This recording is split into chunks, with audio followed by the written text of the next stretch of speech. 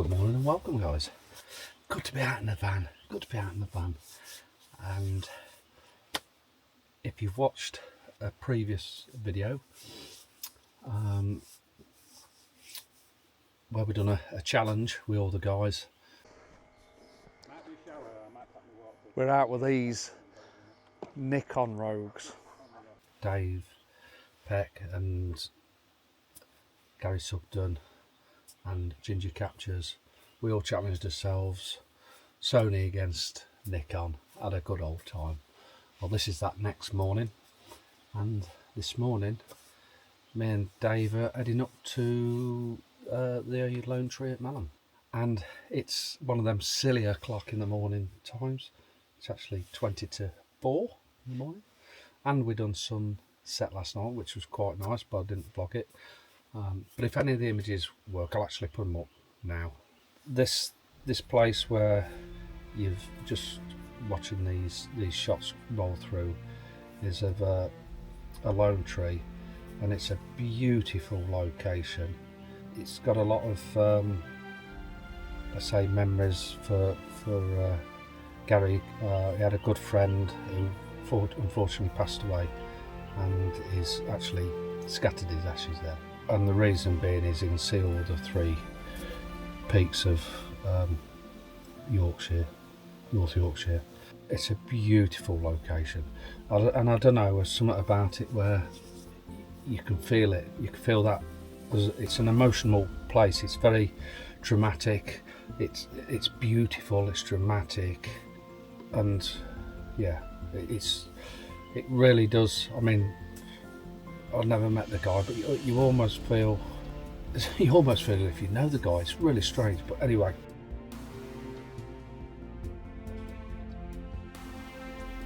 Sunset last night, and we was up till 11 o'clock, so not had a lot of sleep at all.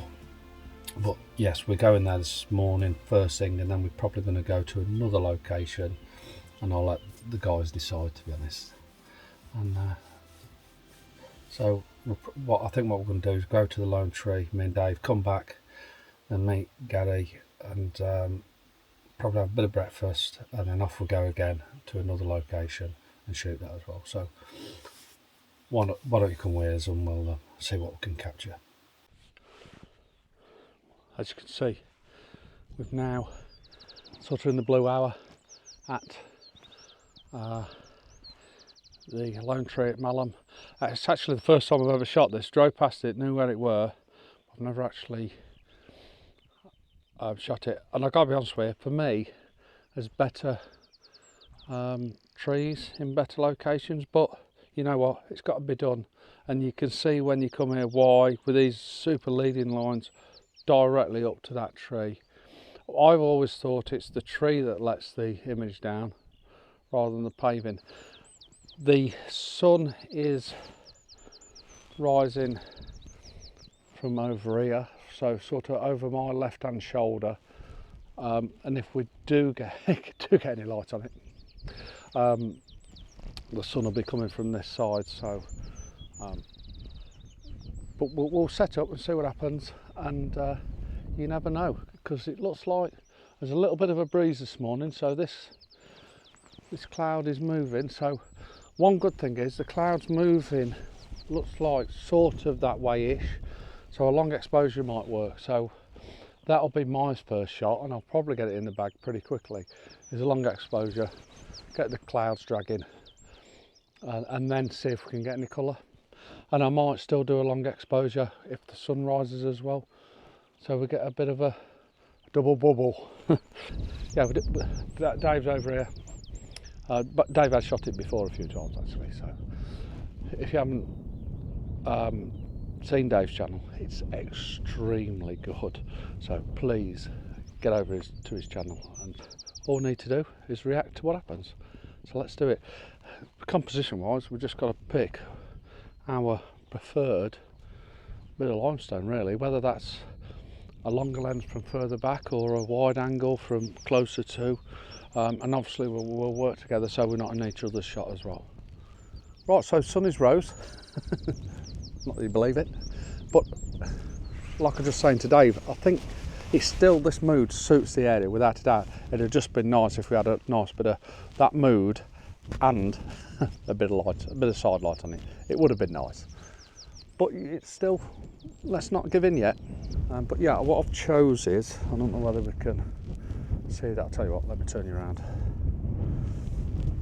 So I've chose this part because I actually quite like this nice wide bit of limestone paving here, and then all the leading lines leading up. But I've got to be honest with you, I think if I can show you, if I move over gently, it works from pretty much anywhere. I'm not keen on this bit of grass here, to be honest. It doesn't look too bad actually in the Osmo, so it's worth a try. The problem with these parts are it's actually where you're going to put the tripod. Actually putting the tripod there, it's not a problem because it's a nice thick piece of slab, where here it's so thin, it's actually getting the tripod set up. You can do it if you spend a little bit of time, but that makes it quite hard work. And it's probably why I chose the thick part. I think we're both shooting on quite wide angle lenses. I've got me 16 to 35mm on, and at around 16mm. I quite like that wide shot. I'm shooting a portrait, Dave's shooting a landscape, and I think I will change now. Now I've got a couple of shots in portrait, is to the landscape and get the two different types. So I've done exactly what I said and actually come over a little bit and balance the tripod on two of the thinner areas, and I've actually put the tree on the right hand side rather than in the centre, just trying different things really. And there's a little pocket of the slightest bit of colour in the sky as well, but still doing a long exposure, so there's a little bit of movement in that cloud. It's quite nice, it is quite nice, I quite like it. Probably edit it so it's a bit grungy, you know, a bit moody, a bit dark. But it's so easy to just get fixated on a portrait in this one position and just not move. And what I suggest, what I do, I'll move and move and move and try and improve that composition, constantly try and improve on where you started from. That might be the best shot, but if you don't try other little areas, you'll never ever know. And that's how I do it anyway. So and try different focal lengths, try all different heights, get right low. Obviously if we get low with the limestone, we start to lose the limestone. And I think if this had some nice coloured flowers in it, like some of the limestone does, again, the actual plant or the flower could be a focal point as well. So all them things take into consideration, especially with a wide angle, a bit of a foreground. But this is just a leading line up to a lone tree.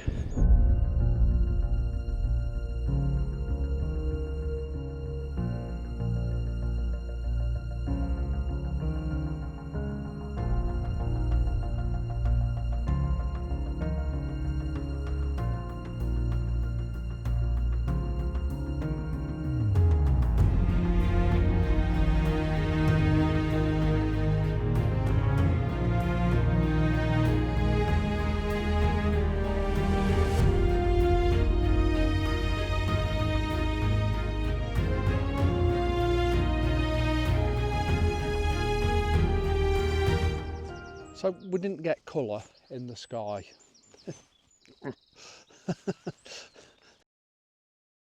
And then the light all of a sudden found its gap and hit the tree. But we have got mood and drama. But we've been standing there chatting, and Dave's got his long lens out and shooting over there, and I've spotted this tree on this bank here, and I've actually been waiting to see if I could get just a little bit more light on the tree or this foreground, but to sort of highlight this tree a little bit with this drama in the background, because the actual sky, you probably can't really see that, but we've got this dark black blanket of sky, and then we've got a nice light, this like pale hue in the midground.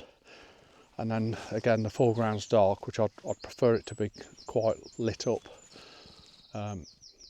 but coming over and grabbing the scene, I've come sort of beyond the limestone a little bit so I can see towards that tree, and what I didn't realise, there's a bit of limestone in front of that, which is quite nice.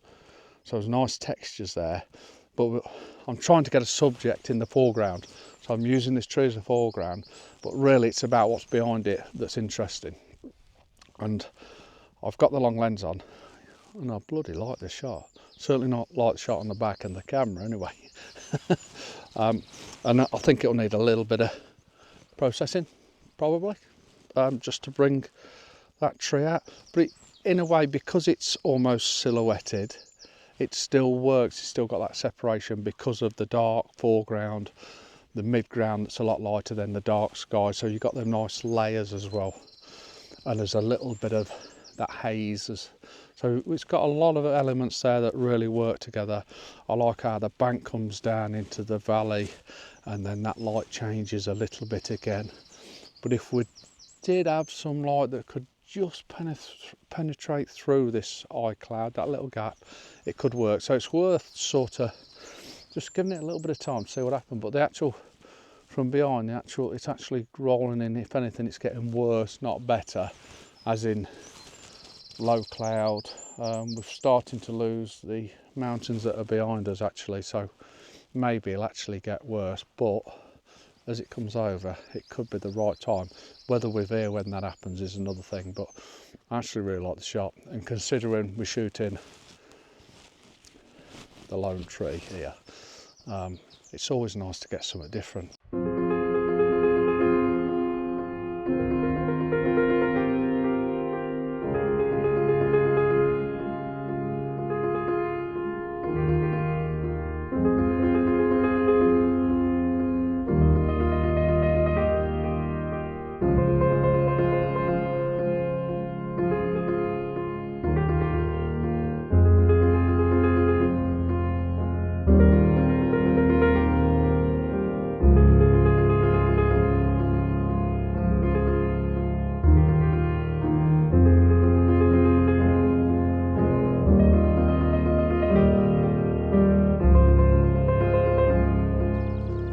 So we've actually starting to lose that band of light that was so appealing over here.